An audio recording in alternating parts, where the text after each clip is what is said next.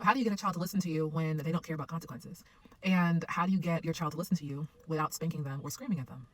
You see, these are great questions, but they focus more on how do we get from our children, and how do I get what I want? I want my child to listen to me. How do I get that? And so oftentimes we are more focused on what we are getting from life and what we are getting from our children. So much so that we don't take any time to consider what we are giving. And oftentimes what we are receiving, what we are on the receiving end of from our children, is a mirror of what we are dishing out to them. And also what we are dishing out to ourselves. Oftentimes we speak to our children negatively because that's how we speak to ourselves. That's what we give ourselves. Oftentimes we beat our children and hit our children and react to our children the way that we do because that's what we were used to receiving when we were children or when we were teenagers. And it's also reflective of the way we still treat ourselves now to this day. If we are being very harsh to ourselves, that is what we are going to give to our children. And then we can't expect our children to be very kind and respectful towards us, and to be very compassionate towards us, to be very forgiving and unconditionally loving towards us, or to reflect that back to us, if that's not what we are putting out there, if that's not what we're giving. You are going to, I'm not joking, you are going to witness a transformation in your home. Less spanking, less screaming, less yelling, less of all of the things.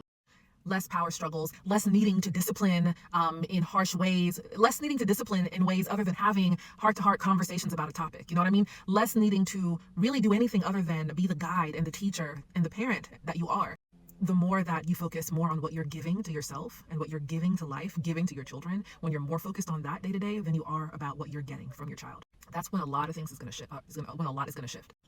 How am I talking to my child? What's the intention I want to have today about how I want to show up for my child? What's the type of energy that I want to give to my child today? What's my intention today when it comes down to the way that I want to speak to my child and the way that I want to show my child respect today and compassion?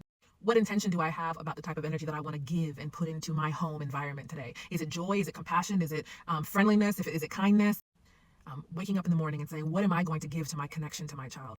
Am I listening to my child? Am I giving my child a listening ear, and really not just listening, not just hearing what my child is saying to me, but am I really tuning in and listening deeply to the things that my children are telling me? That's the intention I have today. I have the intention to listen intently to my child. When we wake up in the morning and really focus on being intentional about what we are going to give to our connection with our children, that is when you are going to see a huge shift in what is mirrored back to you by your child. But you have to be committed, right? You can't just be like, well, I tried that already. I was intentional Monday and Tuesday, and Wednesday they were still reacting really poorly towards me. This is not a quick fix. If you have years and months of hitting your child, screaming at your child, being very hyper reactive, hyper masculine, threatening your child, if you don't do this, I'm going to do this to you, or XYZ. If you have years and months of that type of a pattern, at least be willing to commit to weeks and months of focusing more on being very intentional about how you show up and what you're giving to your connection before you write it off as something that's not working. How do I get my child to listen to me? Your child is going to listen to you the more you are speaking to them with peace and compassion and respect, and the more that you are showing them what it looks like from your embodiment to listen to another. They learn how to listen without interrupting others, and how to listen and to really tune in to what the other person is saying and to be present by watching you embody what that looks like.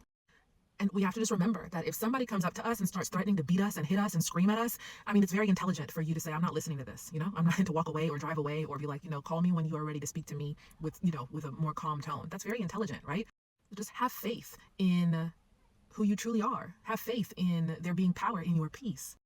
The more that you show up as that version of you that is at peace and accepting and loving and speaking to your child the way that you want to be spoken to, the more you will witness your toddler, your teen, anybody listen to you more often.